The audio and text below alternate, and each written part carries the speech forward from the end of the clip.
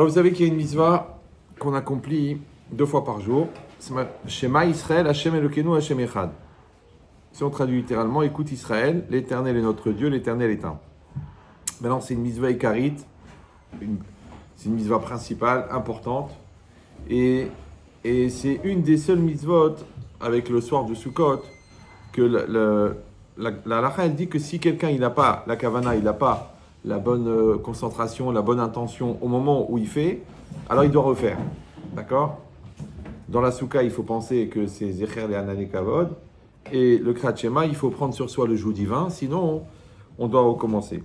Donc c'est une mitzvah qui est vraiment principale. Maintenant, déjà, quand on essaie de comprendre, quand c'est marqué Shema Israël, en vérité, la mitzvah de recevoir le joug divin, elle est exprimée dans Hashem Elokeinu. Quand je dis l'Éternel est notre Dieu, c'est j'accepte la royauté d'Hachem. Je suis un serviteur d'Hachem, j'accepte la royauté. Voilà, la mitzvah, elle est là. Mais le mot Shema Israël, à quoi il sert ? Et en plus, pourquoi il vient ici ? La Torah n'a pas dit Shema Israël, fais Shabbat. Shema Israël, assis-toi dans la soukha. Shema Israël, mets les téphilines. Alors pourquoi il a dit Shema Israël, Hashem Elokeinu ? Encore une fois, la mitzvah, c'est Kabbalat Ol Malchut Shamaim, de recevoir le joug divin. Donc pourquoi cette mitzvah, elle est introduite par cette notion de schéma ? Alors le mot schéma, lui-même, en général, on le traduit écoute. D'accord ? Mais on voit que ce n'est pas tellement évident. Parce que le Rashba, dans Sheilot Ushuvot du Rashba, c'est facile pour vous rappeler, c'est le 5e livre, et c'est la Sheila 55. Bon, il n'était pas d'origine tunisienne, mais... et là-bas, il dit, quelqu'un lui a posé la question, c'est quoi la kavana qu'il faut avoir dans le Kriyat Shema ? Et il a dit que Shema, c'est Milachon Shmarteta. Shmarteta, c'est l'étude. Ouais. Im Shamo Atishma, ça veut dire si tu étudies, tu étudieras. C'est-à-dire qu'en vérité, on est censé étudier le schéma. Quand j'étais jeune, j'ai écrit un petit feuillet comme ça de 250 pages sur le schéma. Moi, j'ai jamais édité parce que quand je le relis, je le trouve nul. Parce qu'entre-temps, j'ai un peu évolué. Mais une dizaine de pages par psukim. Et en vérité, c'est comme ça qu'il faut... Ouais, j'ai un sefer à la maison de Rav Kawa. Je l'avais trouvé un jour dans une gniza. Il a écrit un petit rouge où il fait ressortir les 613 mitzvot du Kriyat Shema. Par des gematriotes, par des remazim, par des gmarot. C'est qu'en vérité, tout en dans le schéma. La Gemara, elle dit, si quelqu'un il fait le schéma le matin et le soir, il a accompli la mitzvah de Ve'agitabo Yomam Valaila. Tu as étudié le jour et la nuit.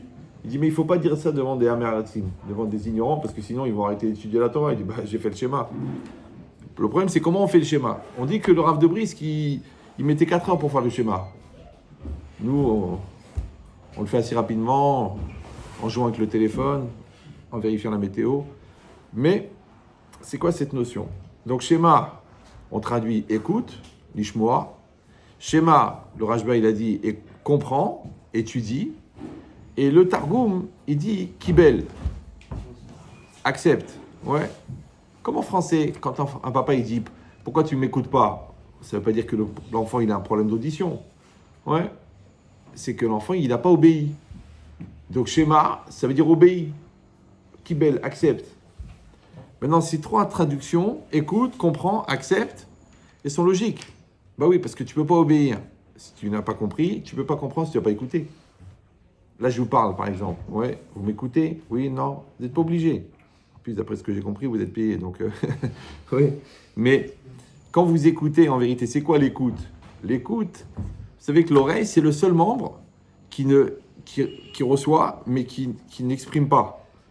Le nez, ça rentre, ça sort. La bouche, ça rentre, ça sort. Les oreilles, ça rentre, il n'y a rien qui sort. Ouais. Donc, c'est un bet kiboul, ça s'appelle un réceptacle. Maintenant, de la même manière, quand vous êtes à l'écoute, ça veut dire que vous avez une oreille pour entendre. Et l'oreille pour entendre, c'est ce qui permet. Ça, je dis toujours, les couples qui s'entendent, c'est les couples qui s'écoutent. Ça va ? Donc, comme ils ne s'écoutent pas, ils ne s'entendent pas. Vous faites des chavrutot, c'est un exercice d'écoute. Maintenant, il faut être capable de parler, il faut être capable d'écouter. Maintenant, il faut écouter le chaver, il faut écouter le Tosfot, laisse-le parler. Il faut écouter Rashi. Ah, tu dis, mais j'arrive pas, j'ai mon point de vue, j'ai quelque chose à dire. On dit, la Torah niknit et la bemi shemimi tatzmo alea. La Torah ne s'acquiert que chez celui qui meurt pour elle. Maintenant, mourir, c'est pas de monter à un étage élevé et se jeter. Non, mourir, il dit, Memit atzmuto, il tue son moi. Parce que c'est quoi le premier Yetzera dans l'étude? C'est de chercher où est-ce que la Torah, elle dit comme moi. Maintenant, si tu veux apprendre la Torah, il faut laisser un espace. Il faut laisser parler la Torah. Des fois, dans les conférences, je dis, j'amène un texte et je dis, Rashi, il a dit comme ça. Alors, il y en a, ils se lèvent, mais je ne suis pas d'accord avec Rashi. C'est son opinion. Moi, j'ai la mienne. Je dis, j'ai pas dit Rachid, j'ai dit Rashi. D'accord? C'est Rashi. Tu dois savoir qui c'est Rashi. D'accord? De la même manière, ici, quand quelqu'un il veut apprendre quelque chose, il doit avoir une oreille. Et encore une fois, dans la chavruta, ou dans le couple, ou dans l'éducation, ou même en tant que rave, n'importe quel domaine, tu as besoin d'avoir une oreille. Or, l'oreille, qu'est-ce qu'elle crée? Elle crée ce qu'on appelle en français un espace de compréhension. Parce que ce qui va rentrer dans ta tête, ce à partir de quoi tu vas réfléchir, c'est ce qui va rentrer. Donc, il faut avoir cette tolérance, il faut avoir cette ouverture, et il faut avoir cette soif d'apprendre. Oui, ça s'appelle Mevakesh Hashem. Pourquoi? Parce que si tu n'as pas soif d'apprendre, tu n'apprendras pas. Si tu n'as pas la soif de comprendre, tu ne comprendras pas. Les gens ils disent oui, je comprends rien, je sais pas ce qu'il veut, ça n'a ni queue ni tête, puis ça ne m'intéresse pas, c'est pas mon truc, j'ai pas les nerfs. Enfin, tous les langages de Brel qu'on peut développer. Mais l'idée, c'est ça. L'idée, c'est qu'en fait, j'ai pas un espace en moi pour pouvoir recevoir. Maintenant, le problème, c'est que pour pouvoir recevoir, il faut qu'il y ait quelqu'un pour recevoir. Ouais, je vais un machal. Vous écoutez, par exemple, France Musique. Bon, 100.1. Maintenant, quand vous allumez et que vous entendez de la musique, la la la la la la la, vous avez la émouna qu'il y a quelque part un émetteur qui est en train d'émettre sur 100.101 cette musique-là. Oui, non? Donc le transistor que vous avez, c'est un récepteur, et quelque part, il y a un émetteur. C'est bon? Oui. Vous me dites si ça va trop vite. Hein? Maintenant, imagine le gars, ça fait 20 ans qu'il écoute France Bleu, d'accord? Une radio France Mulhouse, bon, un truc perdu, ouais. Et puis un jour, il dit, tu sais quoi, j'ai tellement kiffé les animateurs, ça fait 20 ans que je les écoute, ils m'ont accompagné pendant toute ma jeunesse, je vais aller les voir. Il cherche sur Internet, il trouve France Mulhouse, 124 rue du Perdu, à Mulhouse. Donc il va à Mulhouse, il roule, il arrive là-bas, il arrive rue du Perdu, et puis il compte les numéros, il voit 122, 126, 124, il y a un trou. C'est bizarre, ils ont dû se tromper d'adresse. Bon, il va en face, il y a un petit vieux qui est assis là, bon, ça fait 32 ans qu'il n'a pas bougé.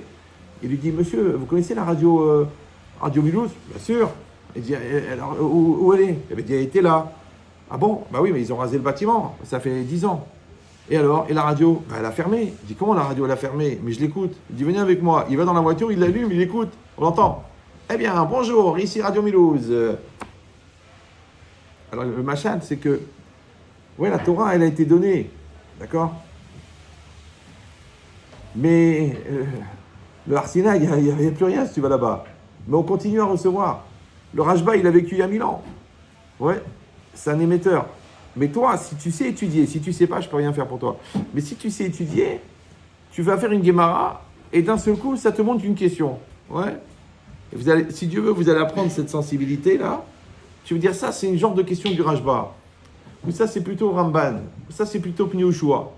Ça, c'est plutôt Maguine Shlomo. Et ça, c'est plutôt Raphaïm. Ouais. Et tu vas dans le Rashba et tu trouves la question. Tu dis, mais je comprends pas. Le Rashba, il a vécu il y a 1000 ans. Ouais. Et toi, aujourd'hui, en 2024, tu penses à une question. Comme tu sais étudier, tu sais que c'est le style de Rashba, tu vas dans le Rashba, tu trouves la question. Ça veut dire qu'en vérité, attention, c'est un peu compliqué. Le Rashba, il a parlé il y a 2024. Ouais. Il a parlé en 1000 et quelques. Mais sa voix, elle s'entend encore en 2024. Vous me suivez ou non? C'est comme une longueur d'onde. Pourtant, la radio, elle a disparu, parce que lui, le Rashba lui-même, il est parti de ce monde. Ouais. Mais sa Torah, elle reste. Pourquoi? Alors, il faut savoir qu'à l'intérieur de la personne, il y a 3 parties. Il y a une partie qui s'appelle le corps, qui est de la viande, plus ou moins organisée selon le mazal pondéral de chacun. Il y a la Neshama qui est entièrement divine. Elle est éternelle, elle est infinie, elle est intemporelle, elle est immatérielle. Et au milieu, il y a le Nefesh. Le Nefesh, le psychique, le moi, le je, le lève, appelez-le comme vous voulez. Il y a deux possibilités. Soit il va tendre vers le corps, et donc tu vas t'assimiler avec ton corps. Maintenant, quand tu assimiles avec ton corps, ça veut dire qu'il n'y a pas le Ani qui va gérer tes pulsions. Donc, ton Ani, il est remplacé par l'Yetzara qu'on appelle le mal.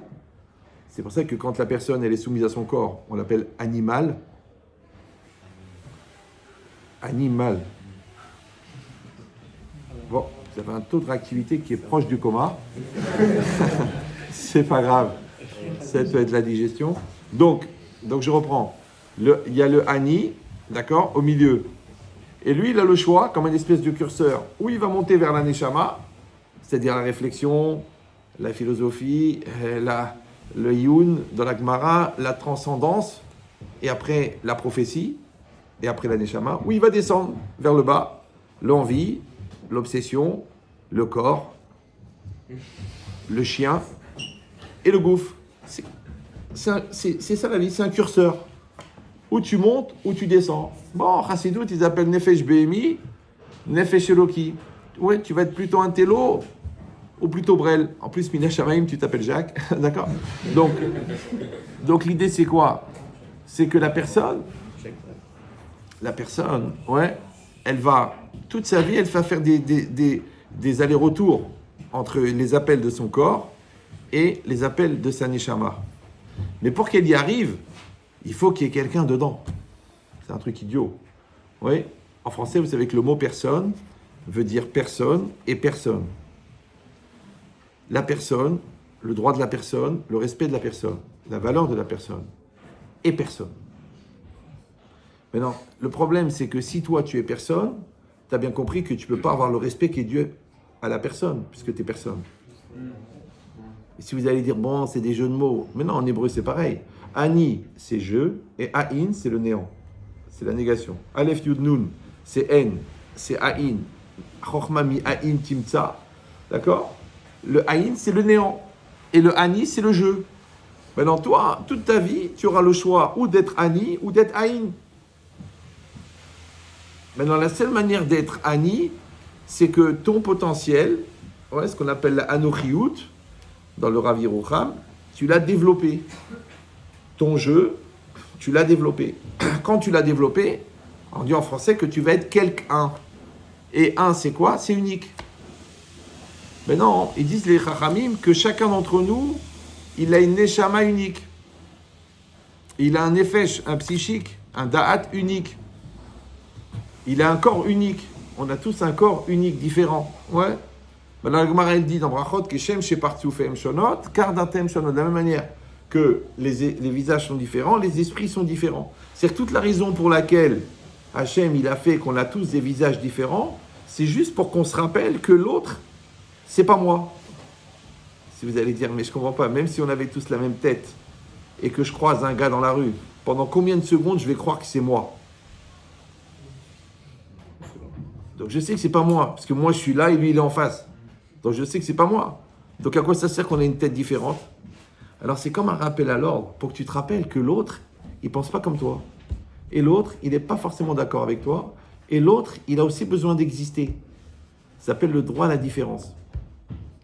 Maintenant, moi, quand je développe mon moi, et c'est ça le travail d'Avodat Hamidot, et le respect de soi, et la maîtrise de soi, et la valorisation personnelle, et la cravate en soi, la peinture sur soi, enfin toutes les formes de travail qu'on va faire. Pourquoi faire en fin de compte ? Pour devenir quelqu'un. Alors quand tu deviens quelqu'un, ça veut dire que tu développes le un qui est en toi, le côté unique. D'accord ? Si tu n'arrives pas à devenir quelqu'un, tu deviens quelconque. On dit en français, quelconque. Ouais. C'est quoi quelconque ? C'est personne. Ça va ? Maintenant, je vous donne un petit truc qui va vous faire gagner à peu près 15 ans de limoud et 21 ans de thérapie. C'est que les Rechaïm sont prévisibles. Les tzadikim, non. Pourquoi ? Parce que comme le tzadik, il est lui-même, donc tu ne peux pas savoir qu'est-ce qu'il va faire ou ce qu'il va dire. Par contre, le rachat, il est soumis à son Yetzara, et le Yetzara, on a tous le même. Alors c'est quoi le Yetzirah? Le Yetzirah, Yetzirah, détends-toi. Ouais. Le Yetzirah, c'est celui qui te propose d'exister à ta place. C'est-à-dire qu'il y a une force en toi qui vient depuis la naissance, parce que Raminé ou Rav, et il y a une autre force positive qui vient à la bar mitzvah. Et au milieu, il y a le moi. Maintenant, il dit Rav Dessler, étant donné que le Yetzirah, on l'a depuis la naissance, donc on va s'habituer au Yetzirah. Le jour où il vient le Yetzirah Tov, il y a le conflit. C'est pour ça qu'il y a beaucoup d'enfants après la bar mitzvah qui craquent. Parce qu'en fait, ils rentrent dans un conflit du Yetzirah Tov, Yetzirah. Maintenant, moi, je suis censé développer un moi pour être capable de lutter contre le Yetzirah. Maintenant, si vous dites, bon, Yetzirah, Yetzirah, bon, je vous dis, l'égoïme, il l'appelle malaise, complexe, angoisse, nullité, immaturité, incapacité, bipolarité, schizophrénie. C'est ça, le Yetzirah. En fait, le Yetzirah, c'est la proposition de toutes les maladies qui vont venir quand tu n'existes pas. Ça va? Alors, je vous donne une clé de la pensée benchétritale. C'est que si vous êtes allongé à l'arrière d'une voiture et que la voiture avance, c'est que c'est quelqu'un d'autre qui conduit. Je sais, c'est évident. Oui, non, mais c'est l'application qui est intéressante. Vous prenez la grande berline américaine. Elle fait 6 mètres de long, 2 mètres de moteur, 2 mètres d'habitacle, 2 mètres de coffre. Vous êtes allongé à l'arrière, comme ça, sur la banquette en cuir, détendu. Et vous voyez le paysage qui défile. Et vous voyez qu'il n'y a pas de chauffeur. Et vous voyez que ça avance. Donc vous êtes allongé à l'arrière d'une voiture et la voiture, elle avance. Donc ce n'est pas vous qui conduisez. La route, c'est la vie. La voiture, c'est le corps. Si toi, tu es allongé à l'arrière, mais que tu avances quand même, ça veut dire qu'il y a quelqu'un d'autre qui conduit. Comment tu peux savoir? C'est très simple. C'est que quand tu fais une bêtise, il y a des langages spécifiques. Je n'étais pas moi-même. J'étais dépassé par les événements. C'était plus fort que moi. C'est pas ce que je voulais dire. Quand tu te fais attraper sur une bêtise, c'est pas moi. Quand on te prouve que c'est toi, oui, mais c'est à cause de toi. Quand je te dis, mais t'as quand même une part dedans, tu dis oui, mais c'était plus fort que moi. C'est intéressant au niveau psychiatrique, enfin au niveau moussarique, ouais. Bah oui, parce que, bon, je sais que vous avez dépassé le CE2, mais je précise quand même, je, tu, il, nous, vous, il sont des pronoms personnels. Ça va? Oui, non? Ouais. Non, mais c'est pas grave. Je sais qu'il y a des choses qui sont simples dans ce que je dis, mais c'est l'association qui est intelligente. Après, il faut avoir le crédit d'écouter jusqu'au bout. Bon, maintenant, moi, mon projet, c'est de vous faire gagner 10 ans de thérapie, 10 ans de maturité en 1 heure. Mais vous n'êtes pas obligé. Le droit d'être brel est constitutionnel. Surtout en France, c'est presque une mitzvah. D'accord? Donc, je répète. Je, tu, il, nous, vous, il sont des pronoms personnels. Par contre, c'est apostrophe, vous vous rappelez, vous avez appris à l'école, c'est un pronom déterminant impersonnel. D'accord? Maintenant, tu prends la phrase type du gars qui a fait une bêtise. Ouais, et quand on l'attrape, qu'est-ce qu'il dit? C'était plus fort que moi. Ouais, c'était plus fort que moi, c'est le dernier argument. Encore une fois, le premier argument, c'est de mentir. C'est pas moi. Mais attends, on a trouvé l'argent sur toi, il y a tes empreintes, il y a ton ADN.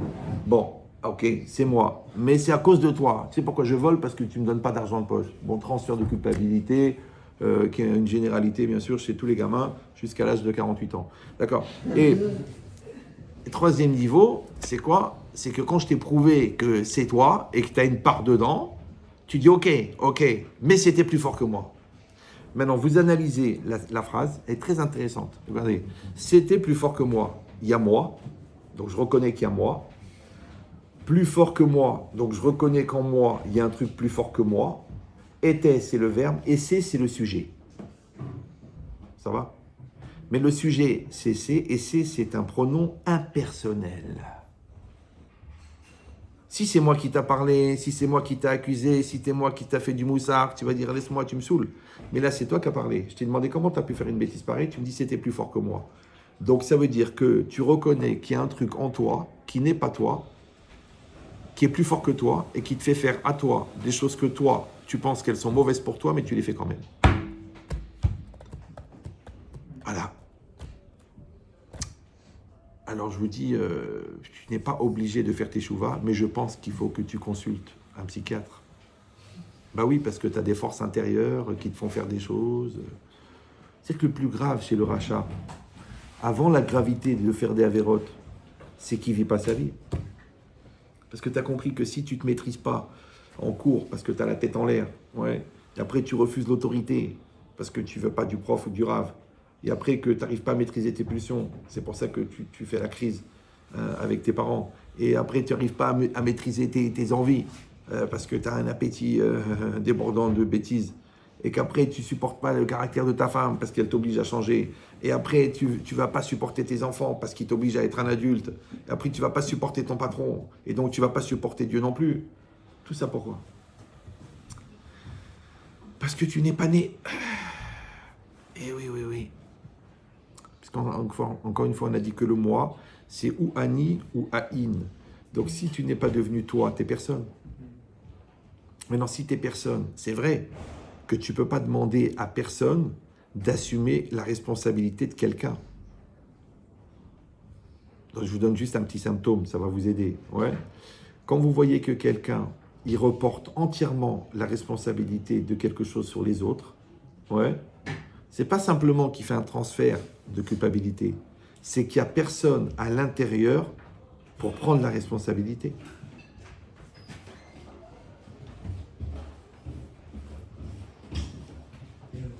Je vous aime parce que je vous écoute. Ah, ça me fait plaisir. Et rien que voir le Rav, ça me donne une simra. Skolakavod. Bravo. Je vais demander qu'on prescrive ma photo comme antidépresseur. Donc ça veut dire quoi? Non, il y a un psychologue Goy, il m'a dit, vous faites de la rigolothérapie, vous soignez les gens par le rire. Bon, ben, c'est bien aussi. Hein. C'est moins dangereux que la vitamine C chimique. Donc l'idée, c'est quoi? C'est qu'il y a un vrai challenge, il y a un vrai défi, surtout vous maintenant que vous êtes là, ouais, de devenir vous-même. Parce que je vous dis, le vrai problème, c'est qu'encore une fois, au-delà des avérotes que tu vas faire, c'est qu'en fin de compte, tu ne vas pas vivre ta vie. Qu'est-ce qu'ils font les gens? Ils font des études parce qu'on leur a dit que c'est bien, l'autre il fait tchouva parce qu'on l'a convaincu, après il se marie parce qu'il a des besoins, après il fait un chidour parce qu'il est religieux, après il fait des enfants parce que c'est une maladie cyclique, après il fait une parnassa parce qu'il faut les nourrir, après il travaille dans ce milieu parce que c'est les études qu'il a fait, après il habite là parce que c'est pas loin de son travail, après il se met en costume parce qu'il est ingénieur, et à 40 ans, qu'est-ce qu'il fait? Il fait une dépression. Qu'est-ce qu'il dit? Après 1 an de thérapie, je n'ai pas été moi-même. Maintenant, ce qui existe pour le goy, ça existe pour le juif. C'est que si tu ne fais pas une teshuva, qui est une teshuva de maturité, une teshuva d'amour, une teshuva de réflexion, eh ben, toi aussi un jour peut-être, ouais, à Kriyat Sefer avec 6 enfants, tu vas péter un câble. Pourquoi? Pas parce que la vie elle est dure. Non, parce que tu n'as pas été toi-même. Alors c'est quoi soi-même? C'est le même que soi. Ça va? Donc il y a le moi intérieur et il y a le moi extérieur. Maintenant le moi intérieur, les chachamim, ils appellent le lev, et le moi extérieur, ils appellent le maasé. Et le Maharal, il explique que Kol hachaim zelatzet milakoach la poal. Tout mon livre, le bleu, la vie, il a été écrit pour expliquer cette phrase. En fait, il y a 405 pages pour expliquer une phrase de 10 mots. Parce que c'est le Maharal. C'est pas que tu gis, c'est le Maharal. Ouais. Donc c'est profond. Mais l'idée, c'est quoi? C'est que toute la vie, c'est passer du potentiel au réel. Maintenant, Hachem, il me donne un potentiel. Ce potentiel, je dois le développer à l'intérieur. C'est ça le binyan hanefesh, c'est ça le moussar, c'est ça le sechel, c'est ça le lève. Ouais. Et après, il faut le réaliser dans la réalité. Alors, vous avez bien compris qu'entre mon moi intérieur et mon moi extérieur, il y a un problème. Il s'appelle le Yetzer Hara. C'est celui qui va te proposer d'exister à ta place ou de ne pas exister. Tu peux, ouais. C'est-à-dire que ton moi extérieur, eh ben, il va être dans la pulsion, il va être dans les nerfs, il va être dans la réaction. On te parle, tu réagis. On dit rien, tu bouges pas. Ouais. On te dit viens étudier, tu étudies. On dit rien, tu n'étudies pas. On te fait une proposition, tu t'intéresses. On te propose une glace, tu manges. Ouais. Pourquoi? Parce que tu es en réaction. Alors je sais que c'est beaucoup demandé pour des jeunes de votre âge, mais bon, moi je l'ai fait à 14 ans, donc je pense que vous pouvez le faire à 23 ans.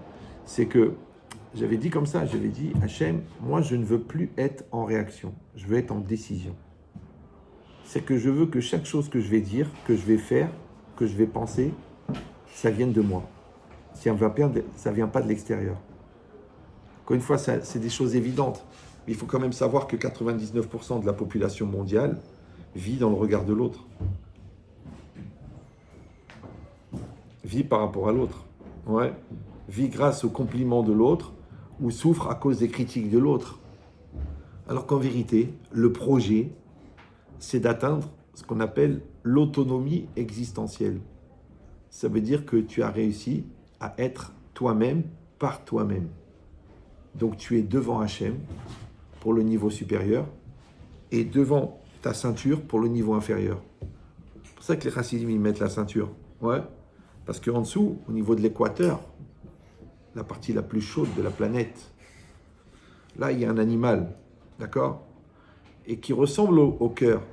D'ailleurs on l'appelle Kélev. Kélev, comme le cœur. Kelb. Oui. Donc il y a un chien en bas et il y a un tzaddik en haut. Et toi, tu dois décider où tu vas vers lui ou tu vas vers lui. Il y a un grand chacham qui a la possibilité d'écrire un pirouge sur le Rogatchover. Et d'un autre côté, il y a une nouvelle religion qui s'appelle Netflix.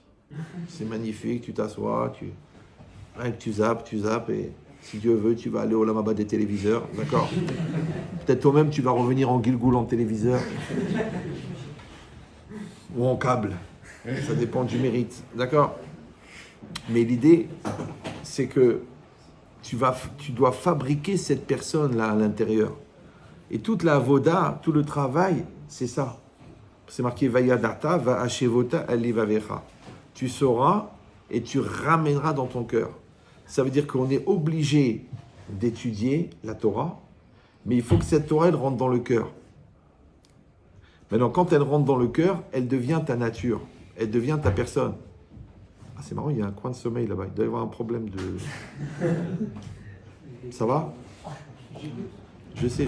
Moi aussi, quand je rêve, je vois des choses. Ouais. Non, je vous donne un truc. C'est vraiment comme mes enfants. Hein. Moi, je parle jamais pour rien. J'ai arrêté quand j'avais 9 ans. Donc, je vous donne le secret. Ce que le Yetzirah t'empêche d'écouter, c'est ce que tu as besoin d'écouter. Ça va? Ça s'appelle concerner. Mais ça s'écrit en 2 mots aussi. C'est pas grave. D'accord. Donc l'idée, c'est ça. Donc faites un petit effort. Encore une fois, moi, je viens d'arriver de Lyon. J'ai fait cours hier soir. Avant-hier, j'étais à Strasbourg. Avant-hier, j'étais à Miami. Donc je sais que vous êtes fatigués. Blainara, à 15 ans, 16 ans, 17 ans, vous êtes épuisés. Moi, j'en ai 63. Donc je n'ai pas Blainara, votre niveau de fatigue. Mais on peut faire un petit effort. Et l'effort, comment vous écrivez l'effort? L'apostrophe Blainara, d'accord. Non, en vérité, l'effort, ça s'écrit l'apostrophe ES, F-O-R-T. Vous avez compris? L'effort. L'apostrophe ES, F-O-R-T. En 2 mots. C'est bon? Pourquoi? Parce que ou tu l'es fort ou tu l'es pas. C'est ça l'effort. D'accord? Maintenant, l'effort n'est pas un effort pour celui qui est fort. Puisque tu l'es fort. Prenez le cheval, ouais. Le percheron, pas le cheval de course, le percheron, c'est un cheval énorme. Allez au musée d'agriculture, vous allez le voir en vrai, il est énorme. Il fait 1m80 de haut, il peut tirer une locomotive. À l'époque, on s'en servait pour tirer des péniches. Il est très très fort. Mais il a une force naturelle très forte. Quand vous montez dessus, il croit qu'il y a une mouche qui s'est posée. Parce qu'il est fort. Donc si vous êtes fort, écoutez bien ce que je dis, si vous êtes fort, il n'y a pas d'effort. Puisque tu es fort. Maintenant, tu es fort, ça s'écrit pareil. Tu es fort, c'est T-U-E-R, fort.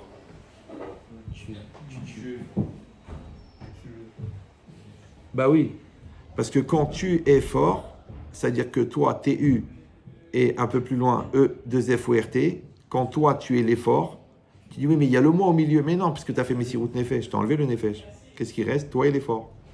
Ouais. C'est ça Messirut Nefesh, tu enlèves le moi. Par contre, si toi, tu refuses de enlever le moi, alors au lieu d'être tu es fort, c'est l'effort tu. Donc quand quelqu'un te dit, écoute, ça me tue, j'ai pas la force, j'ai pas les nerfs. Maintenant, je comprends. Hein. Moi aussi, je comprends les handicapés, les autistes, c'est normal. Ouais. Mais toi, t'as pas l'air d'être handicapé, t'as l'air d'être normal. Et pourtant, t'es fatigué, t'es épuisé, t'y crois plus. Tu sens que tu vas mourir, bliné d'air. Alors qu'en fait, c'est déjà fait. Ben oui, parce que le Brel, il est considéré comme mort. Le fou. Le fou aussi, le pauvre aussi. Ouais. C'est quoi la mort? Les gens croient la mort, l'homme, la mort, Simsilenu, la mort. Mais non, la mort, c'est que tu gardes ta volonté, mais tu ne peux pas l'accomplir. Donc un cadavre, il est mort, mais il a la volonté. Vous savez qu'on n'a pas le droit de rentrer avec les tzitzit dans le Bet Akvarot. Pourquoi? C'est le Eglarach. Parce que le mort, même s'il n'était pas religieux de son vivant, maintenant qu'il voit les tzitzit, il a envie de faire la mitzvah, mais il ne peut pas les faire parce qu'il est mort. Donc c'est-à-dire que le mort, c'est quelqu'un qui est enfermé dans son corps.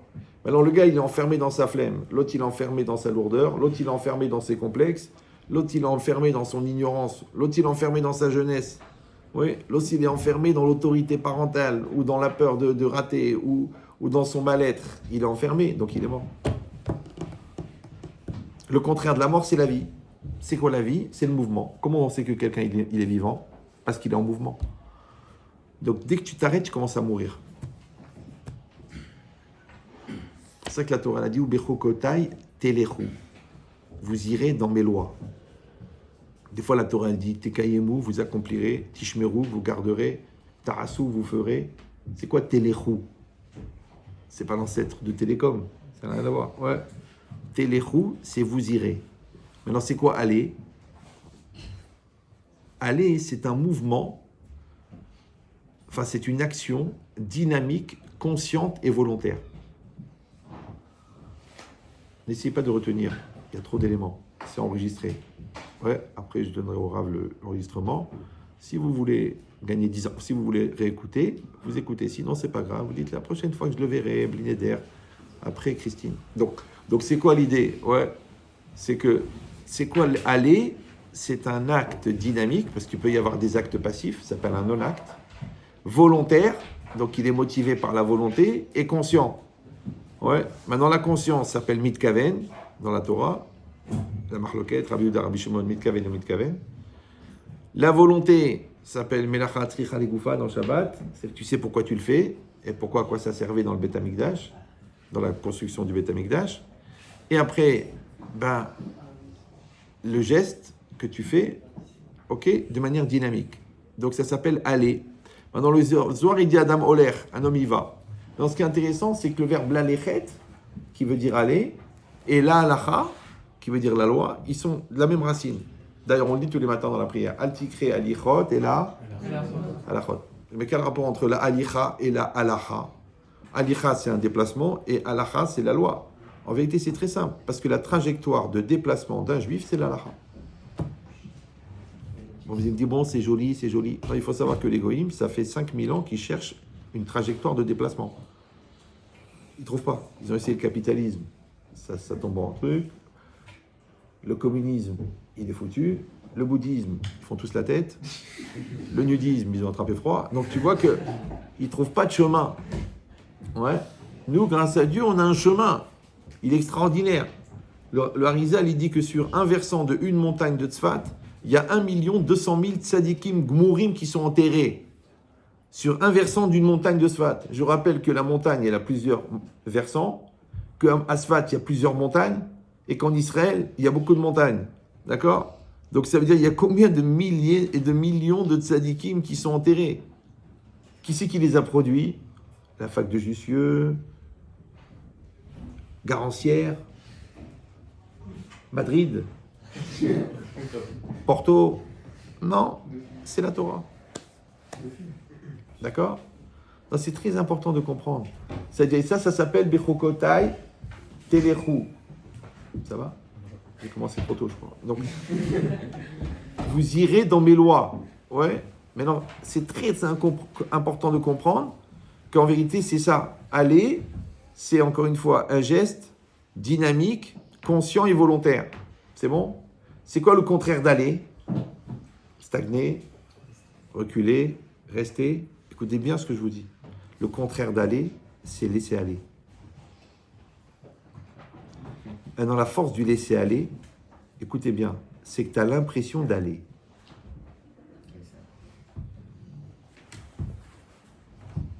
Si toi, tu es dans une voiture, encore une fois, et qu'il y a quelqu'un d'autre qui conduit, comme tu vois le paysage qui défile, tu vois les jours qui passent, tu vois les années, tu as l'impression d'aller, alors qu'en vérité, tu t'es laissé aller. Pourquoi les gens ils divorcent? Parce qu'ils se laissent aller. Pourquoi les gens ils font des avérotes? Parce qu'ils se laissent aller. Pourquoi les gens ils ratent les examens? Parce qu'ils se laissent aller.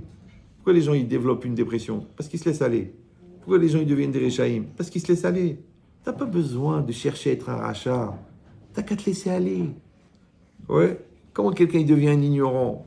Parce qu'il s'est laissé aller, il n'a pas appris. Il faut apprendre. Il ne veut pas apprendre. Laisse tomber. Ouais.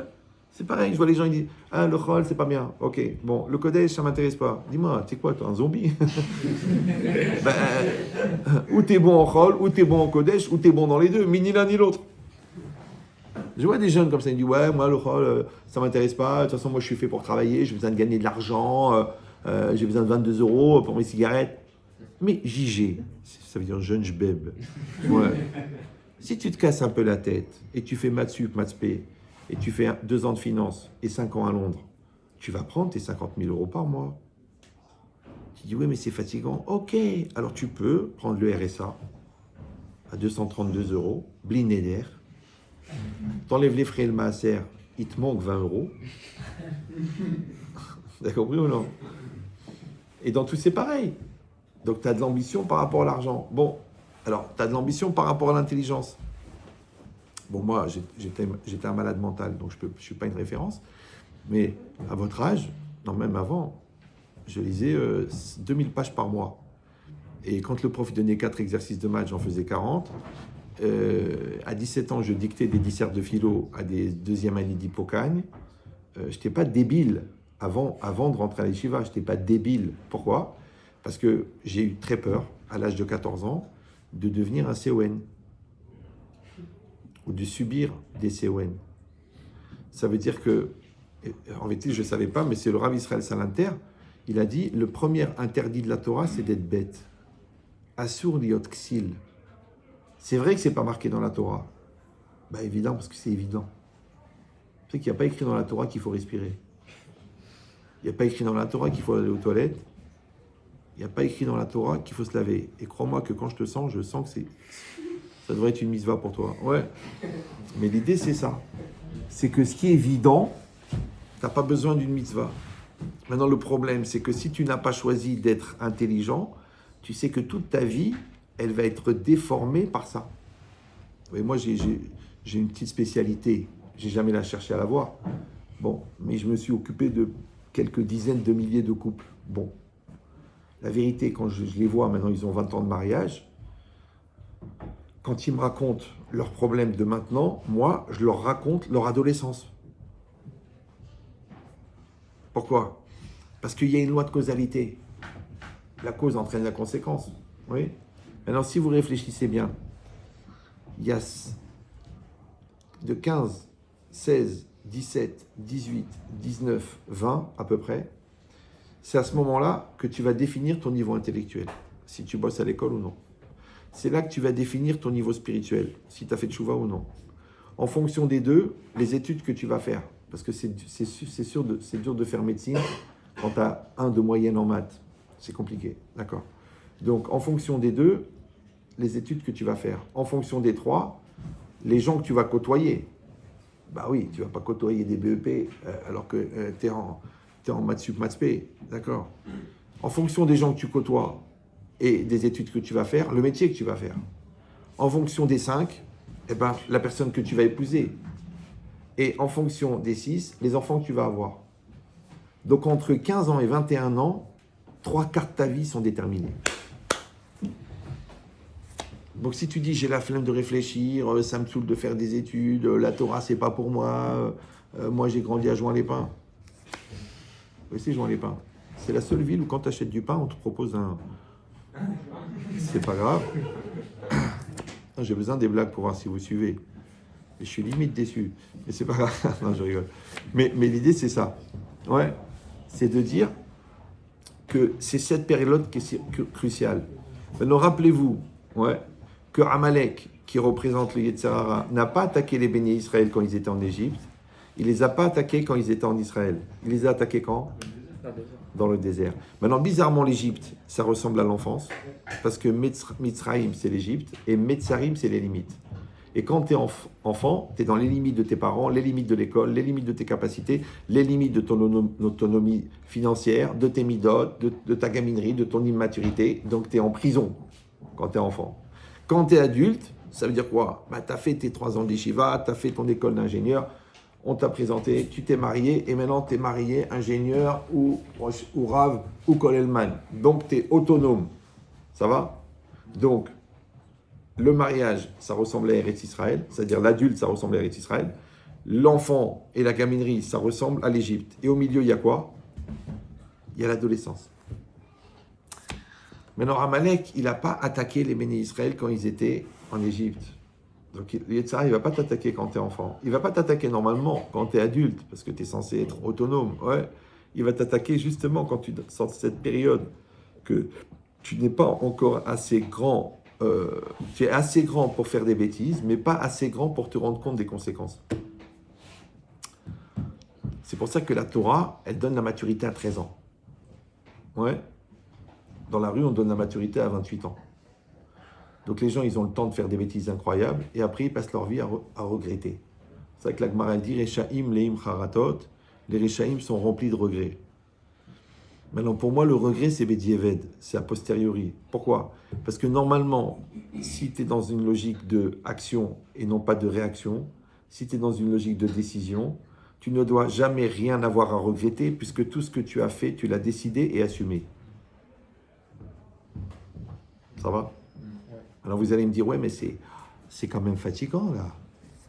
Ça veut dire qu'il faut être conscient, il faut être mature, il faut être investi, il faut être intelligent, il faut le cerveau qui va à 2000 à l'heure, il faut comprendre, il faut être capacité d'analyse, de maturité, il faut les midotes pour assumer, il faut s'investir, il faut le reconnaître, il faut reconnaître la vérité, il faut lutter contre ses mauvaises midotes, sa lourdeur, sa negia, sa gaava. Eh oh, oh, oh, oh, oh. C'est pas évident, hein? Je sais. Je sais, la preuve, c'est que je soigne toute la journée des gens qui, à l'époque, on leur a demandé de devenir des adultes, ils ont dit, c'est pas évident. Maintenant, vous là, vous êtes là. Ouais. Ça vous intéresse de devenir des adultes, ou vous dites, on verra plus tard. Pour l'instant, je dois kiffer. J'ai un jeu vidéo très important dans ma vie. J'attends le iPhone 16 pourvu que je ne meure pas avant. J'attends un paquet Amazon. Baruch Hashem, je suis Prime. Vous avez un projet? Vous avez un projet d'existence? Parce que je vous le dis tout de suite, si vous n'avez pas de projet, lui, il a un projet pour vous. Parce que la vie, c'est une série de choix. Et nos choix nous engagent. Et l'engagement, il te porte. Mais quand tu t'engages pas, ça s'appelle le non-choix. Et bien, le non-choix, il crée du stress. D'ailleurs, les non-choix, on les met dans une boîte avec de l'huile, pour te dire. Et ils sont serrés. Ça s'appelle des boîtes de non-choix. Non, les gens, ils ne veulent pas décider. Soit ils vont dire, bah, j'en sais rien. Soit ils vont dire, et toi, qu'est-ce que t'en penses? Ou toi, qu'est-ce que tu feras à ma place? Les gens, ils me disent, écoutez, Rav, j'ai épousé une folle, elle est malade, Il me dit, Rav, qu'est-ce que je dois faire? Je dis, écoute, c'est ta femme. Il dit, imaginez que c'est la vôtre. Je dis, d'abord, tu dis, Chasvé Shalom. Je t'ai rien fait, moi, pourquoi tu me maudis? J'ai rien à voir avec elle. En plus, chaque poubelle a son couvercle, c'est connu, d'accord? Donc, elle est adaptée à toi. D'ailleurs, c'est son seul défaut. Donc, par rapport à ça, ça veut dire qu'aujourd'hui, vous êtes placé dans une position extraordinaire qui s'appelle Parashat Drachim, ouais, qui s'appelle la croisée des chemins. Et vous devez décider, mais il faut être clair dans votre tête. Qu'est-ce que vous voulez? Vous voulez être intelligent? Vous voulez être autonome? Vous voulez être des tzadikim? Vous voulez être des rechaim? Vous voulez être des brel? Vous voulez être des chachémim? Il faut décider. Pourquoi? Parce que quand tu vas décider, qu'est-ce que tu vas dire? Tu vas dire « je veux cela ». Maintenant, le « je », c'est qui? C'est vous. Mais il faut le développer. Le vœu, c'est quoi? C'est l'énergie qui sort de la neshama. Ouais, parce qu'on dit à Ratson Noverme à Neshama. Et ce Ratson-là, quand il arrive au niveau du Nefesh, c'est vous qui le prenez en main.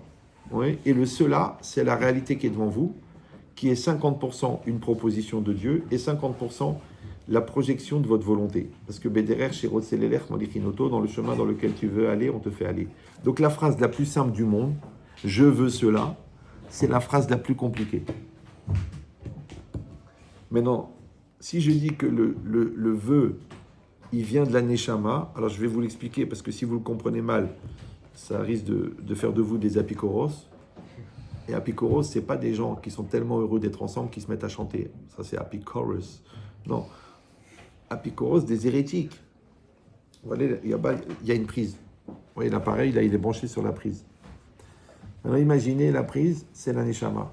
Le courant qui sort de la prise, c'est l'énergie qui sort de l'âme. Cette énergie, elle est récupérée par le jeu. Le jeu, à quoi il va servir? Il va orienter cette énergie, d'accord? Et il va mettre une connotation dans cette énergie. L'orientation s'appelle le libre arbitre. La connotation s'appelle la personnalité. C'est comme si j'ai une rivière qui coule devant moi, un ruisseau. Je suis à la source, en pleine montagne. Et je vois l'eau qui jaillit de la montagne. Elle est pure, elle est transparente. Et moi, j'ai une bouteille avec du colorant dedans. Même si je mets une petite goutte de colorant, le reste de la rivière, il va être rouge. Maintenant, je sais que 99% de la rivière, c'est de l'eau pure, avec un petit peu du colorant. Ça va? Maintenant, l'énergie qui sort de l'âme, elle est comme l'âme, elle est divine. Ça va? Dommage, vous écoutez pas, c'est dommage. Moi, ça me dérange pas, mais vous vous autodéfinissez. D'accord? Donc, je recommence.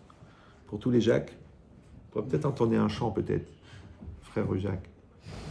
Pour tous les brels. Donc, je recommence. Donc, il y a cette eau qui coule. Elle est pure. Elle sort de la Neshama. Ouais. Ça, il faut étudier 10 ans la Kabbalah pour comprendre ça. Je vous le donne en cadeau, parce que vous avez pris le forfait illimité. D'accord? Je répète, il y a l'énergie qui sort de l'âme. Cette énergie, elle est comme la Neshama. Elle est infinie, parce qu'on dit à Ratson, Verme et à Neshama. Maintenant, quand elle arrive au niveau du jeu, le jeu, il prend. D'accord? Comme moi, j'ai pris l'énergie de la prise et je l'ai mis dans le téléphone, je l'ai mis dans le frigo, je l'ai mis dans le four. C'est moi qui oriente. Maintenant, l'orientation de l'énergie s'appelle le libre arbitre. Ça va? Et la connotation que je mets dans cette énergie s'appelle la personnalité. Je mets de l'amour, je mets de la haine, je mets de l'intelligence, je mets de la bêtise, je mets des efforts, je mets de la simcha, je mets de la dépression. Attention, Baba. Parce que puisque cette connotation, ce colorant, cette orientation que je mets, elle est personnelle, elle est humaine, elle est limitée. Par contre, l'énergie qui va véhiculer ce projet, elle est illimitée puisque l'énergie, elle vient de l'âme. Ça va toujours? Donc, si je mets de la haine dans cette énergie, elle devient infinie, puisque l'énergie est infinie. Si je mets des mathématiques dans cette énergie, ça s'appelle le génie d'Einstein. Donc, il va découvrir une chose que les goïms ne peuvent pas comprendre. Ça s'appelle la relativité. Vous avez compris ou non? Pourquoi? Parce qu'il a mis du fini dans l'infini. Mais si je le mets dans la Torah, je vais être mégalé le Zohar. Parce que l'énergie, encore une fois, elle est infinie, mais la connotation, elle est finie. L'orientation, elle est finie. Donc le jeu, il est fini, et le vœu, il est infini. Ça va pour vous? Mais comme le vœu, il vient de la Neshama, attention, c'est très important. Et la Neshama elle-même, elle n'est que le relais de l'énergie de Dieu. C'est-à-dire qu'Hachem, de là où il est, Baruch Hashem Mimekomo, il envoie sa volonté. Sa volonté, elle est captée par la Neshama, et la Neshama, elle retransmet comme un relais cette énergie dans le jeu. Ça va toujours? D'accord. Donc quand on dit Aratson Nouver mais Neshama, la volonté vient de l'âme, ça veut dire que la volonté dans sa nature profonde, elle reste divine, même quand elle est prise en charge par l'homme. Si vous ne comprenez pas ça, ça ne va pas aller la suite. Tu as compris toi? Ça fait longtemps que tu as lâché. Tu as compris ce que j'ai dit là? Non, bien, écoute bien. Écoute bien, ça va te faire gagner beaucoup de temps. Tu vas devenir un génie si Dieu veut. Écoute, parce que si le Yetzirah t'empêche d'écouter, c'est que tu as des grandes choses à faire dans la Torah. Écoute bien. Je répète. L'énergie, elle vient d'Hachem. Ça s'appelle le Ratson Hachem. D'accord? En Kabbalah, ça s'appelle Orot Zeretzonot. Cette énergie, elle arrive au niveau du Nefesh. Elle arrive au niveau de la Neshama. Donc, elle est captée par la Neshama. Après, comme un relais, Comme toi, tu téléphones avec ton portable. En vérité, tu passes par un satellite, et le satellite, il renvoie dans le portable de ton copain. Ok, et ben de la même manière, imagine que la Neshama, c'est le relais du signal qui est donné par Hachem. Donc Hachem, il envoie cette énergie, d'accord? Moi, je l'appelle énergie parce que c'est seulement au moment où elle arrive dans le nefesh, dans le psychique de l'homme, qu'elle s'appelle Ratzon, il dit Ravolbeu, d'accord? Donc, il y a cette énergie qui vient de l'âme, qui vient d'Hachem, qui est infinie, elle passe par l'âme, elle est encore infinie, elle sort de l'âme, elle est encore infinie, elle arrive dans le jeu. Donc maintenant, quand moi, et là, elle s'appelle la volonté. Donc ça veut dire que quand je dis je veux, le je, il est humain, mais le vœu, il est divin. Ça va? Donc, si je dis je veux, puisque le vœu, c'est cette énergie, et que moi, je suis le détenteur et l'orientateur de cette énergie, donc quand je dis je veux, je mets Hachem dans le projet. Mais quand je ne maîtrise pas la volonté, pourquoi? Parce que mon jeu, il est faible, mais que mon Yetzirah, il est fort. Donc, c'est mon Yetzirah qui utilise cette énergie. Et Yetzirah, il ne va pas t'amener vers le bien, il va t'amener au divorce, il va t'amener à la bêtise, il va t'amener à la touma, il va t'amener à l'obsession, il va t'amener au délire, il va t'amener à la phobie. C'est son travail à lui. Lui, il fabrique des fous. C'est son travail. Maintenant, si toi, tu n'es pas en maîtrise, parce que tu as pris 2 litres de whisky avant de prendre la route, tu n'es pas mort parce que tu avais bu, tu es mort parce que tu es bête. Pourquoi tu as bu? Tu dis, ouais, mais ça peut arriver, des fois on est fatigué. Oui, mais il y avait 5 enfants à l'arrière. Ils sont morts brûlés vifs. Ouais, mais j'avais bu, je n'étais pas moi-même. Ouais. Je n'étais pas conscient. Oui. J'ai pas eu... Ah, il est violent celui-là. Je n'ai pas eu la présence d'esprit. Les Chachamim, ils appellent ça Ruach Shtut, un vent de folie. Mais en français, ça s'appelle CON. C'est ça un CON. Un CON, c'est quelqu'un qu'au moment où il aurait fallu réfléchir, il n'a pas réfléchi. Maintenant, il n'a pas réfléchi parce qu'il est bête. Il n'a pas réfléchi parce qu'il ne sait pas. Ou il n'a pas réfléchi parce qu'il s'est laissé aller. Ou il n'a pas réfléchi parce qu'il a mis son cerveau entre les mains de son Yetzirah. Quelqu'un, il peut être très intelligent, il peut avoir fait médecine, et il peut être même un Dayan, ouais. S'il a des mauvaises midotes, eh ben, son intelligence va être orientée par ces mauvaises midotes. Donc, tu es obligé de développer ton intelligence et de développer tes midotes en même temps. Sinon, tu vas être quelqu'un de dangereux. C'est pour ça que les élèves de Rabbi Akiva, ils sont morts. Mais bon, c'est trop long pour expliquer ça. Mais ce que je veux vous faire comprendre, c'est que je suis jaloux de vous. Parce que vous êtes jeunes. Moi, j'ai une grosse partie du chemin, je l'ai déjà fait. Vous, c'est devant vous. Mais d'un autre côté, étant donné que vous avez beaucoup de choses à faire, donc le Yetzirah, il va vous mettre à l'épreuve grave. Oui. Il y a 2 solutions.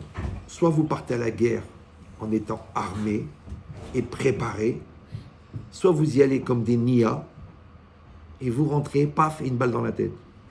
C'est-à-dire que l'histoire, elle n'a même pas commencé, elle est déjà finie. Parce que la vie, c'est un labyrinthe. Ouais.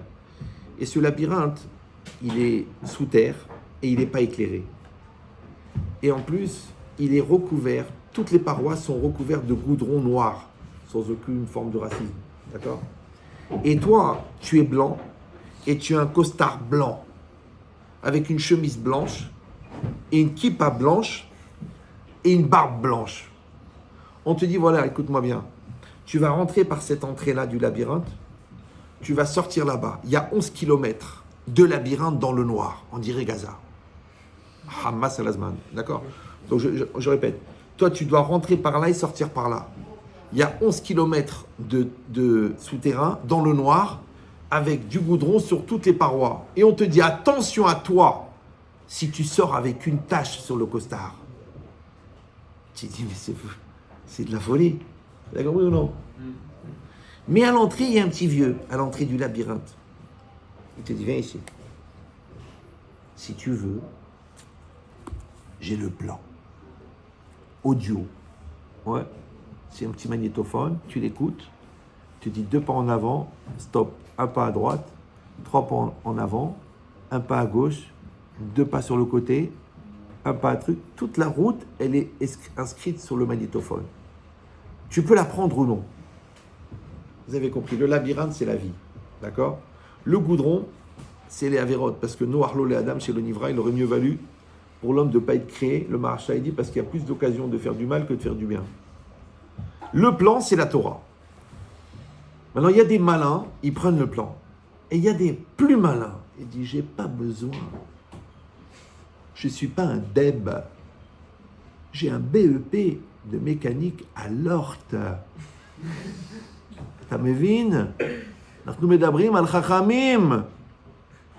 Où j'ai 21 ans de médecine. Ça ne change rien. Mais tu n'as pas le plan. À Botaï, on a besoin du plan. Là, je vais vous dire un truc perso. J'ai à 18 ans, la vérité, au niveau intellectuel, au niveau force d'analyse, au niveau force décisionnelle, au niveau équilibre psychologique, j'avais pas besoin de la Torah. Mais j'ai vu que j'étais dans une bulle. J'ai dit, mais c'est pas possible qu'on ait un cerveau tellement puissant juste pour gérer la philo. La philo, c'est rien. Si tu en fais sérieusement pendant 7-8 ans, c'est facile. Moi, j'ai jamais ouvert un bouquin de philo, mais j'ai réfléchi. Et quand j'étais en terminale, je parlais tout seul. Le prof, il m'a dit, mais ça c'est Kant, ça c'est Goethe, ça c'est Platon. Je dis, écoutez, je veux pas avoir des problèmes avec la famille. Moi, c'est des trucs que j'ai trouvés tout seul. Après, quand je suis rentré à la yeshiva, Mina Shamaim, je suis rentré aussi sur un rav qui était très, très philosophe et très profond. Mina Shamaim, peut-être je serais tombé avec un rav plus simple. Je me serais écœuré de la Torah. Mais bon, manque de peau, c'est un rav très, très intelligent. Donc, j'ai continué. Bon, j'ai laissé tomber la philo. J'ai mis ma tête dans la Torah, mais toujours dans ce projet d'être construit, d'être fort, d'être bien dans ma tête, d'être heureux, d'être clair, d'être décisionnel, d'être analytique. Parce qu'encore une fois, que ce soit par bêtise, ou par complexe, ou par angoisse, ou par stress, tu ne vas pas vivre ta vie. Maintenant, malheureusement, ce n'est pas des choses qui viennent à la naissance. Tu vas avoir le cerveau rapide, il faut faire des milliers d'équations ou des milliers de cas de Gemara. Ouais. Tu vas avoir une autonomie analytique, il faut que tu sois capable de gérer des midotes. Donc il faut faire beaucoup de moussard. Sinon, ton intérêt, il va déformer ta réflexion. Donc même si tu es très intelligent, si ton cerveau n'est pas libre de tes intérêts, c'est sûr que le taux de déformation de ta réflexion, elle va faire que tu vas arriver toujours à des conclusions qui vont dans le sens de ton intérêt et pas de ta réflexion. Donc tu n'auras jamais la vérité. Maintenant, il y en a que ça leur suffit. Après, si tu n'as pas atteint des résultats, tu n'as pas la joie. Parce que la joie, c'est la satisfaction d'être. Si tu ne constates pas les résultats, tu n'auras pas la confiance en toi. Si tu ne connais pas ta valeur personnelle, tu n'auras pas l'estime de toi. Si tu ne donnes pas les moyens d'exister, tu n'auras pas le respect de toi. Donc en vérité, toutes les qualités majeures d'un homme, tu les auras par les efforts. C'est pour ça que c'est marqué Adam les Amal Yulad. L'homme a été créé pour faire des efforts. Maintenant, les gens, ils croient que les efforts, ça veut dire, il faut faire des efforts. Il faut faire des efforts. Mais non, Yabrel, l'effort, c'est normal. Ouais. Quand tu souris, par exemple, ça te coûte un effort. C'est pas normal. Quand tu réfléchis, ça te fait faire un effort. Ça veut dire que tu es tellement paresseux que de réfléchir, ça te fait faire un effort. Ouais. Quand tu montes l'escalier, voilà, il n'y a pas d'ascenseur. Oh, chaque marche, oh, tu râles. Quand il pleut, tu fais la gueule. La yeshiva, c'est loin. La Gemara, il faut réviser. Chaque chose, ça demande un effort. Mais tu sais pourquoi c'est un effort? Parce qu'au fond, ta volonté, elle n'est pas là. La preuve, si tu te donnes 3 000 €, d'un seul coup, tu as la volonté. Ouais. Si je te donne une valise, si tu l'emmènes d'ici à Sarcelles, elle est à toi. Ok, qu'est-ce qu'il y a dedans? Des cailloux. Elle est lourde. Et si je te dis, il y a 22 kilos de diamants, 34 milliards d'euros, tu la portes d'ici à Sarcelles, en courant, elle est à toi. Bizarrement, la valise, elle est devenue légère.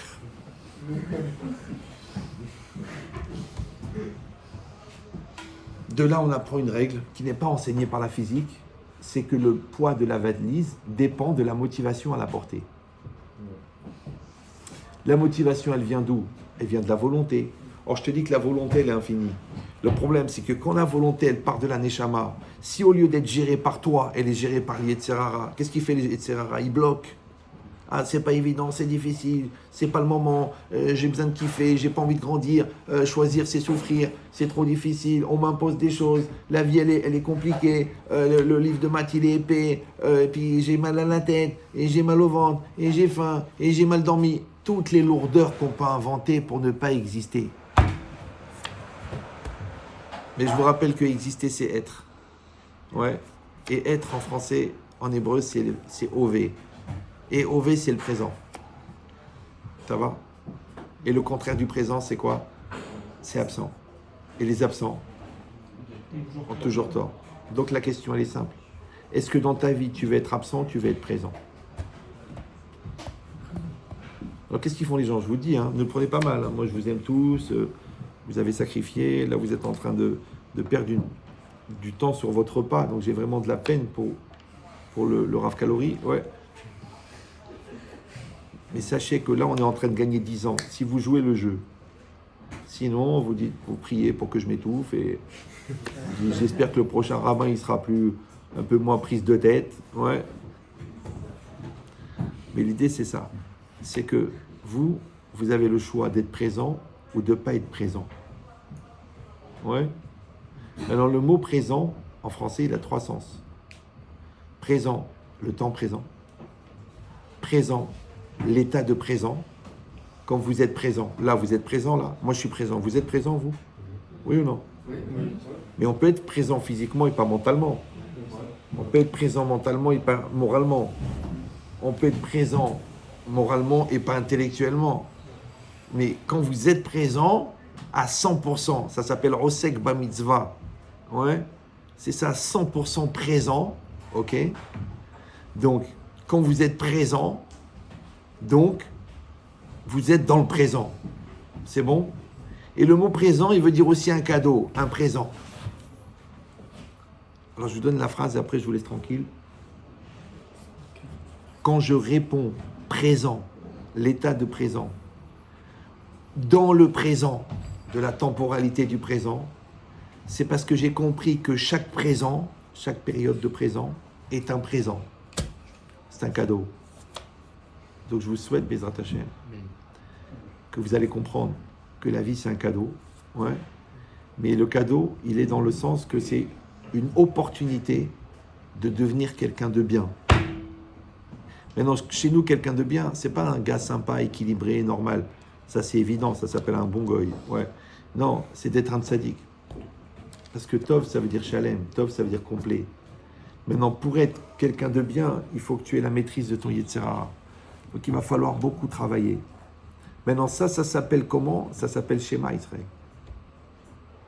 Parce que s'il n'y a personne dedans pour dire « j'écoute », il n'y aura personne pour dire « j'ai compris » et il n'y aura personne pour dire « j'obéis ». Donc, automatiquement, c'est Yetzer Hara qui va prendre la place. Donc, en fait, on fait le schéma toute sa vie et on le fait quand on est tout bébé et on le fait avant de mourir. Parce qu'en vérité, le résultat du schéma, c'est que quand on arrive là-haut à 120 ans, il y a quelqu'un qui se présente. Mais si je ne suis pas devenu quelqu'un parce que je n'ai pas lutté contre mon Yetzer Hara, si je ne suis pas devenu quelqu'un parce que je n'ai pas développé ma spécificité, ce qui fait de moi quelqu'un d'unique, eh bien je suis personne. Alors rappelez-vous que chacun c'est quelqu'un, chacun de vous, vous êtes quelqu'un. Mais tout le monde, c'est personne. Ça va? Alors c'est quoi le Yetzer Hara de la génération? C'est de faire comme tout le monde. Mais tout le monde, c'est personne. Donc si tu fais comme tout le monde, tu ne seras jamais quelqu'un. C'est pour ça qu'à 40 ans, les gens ils font une dépression. Parce qu'ils n'ont jamais été eux-mêmes.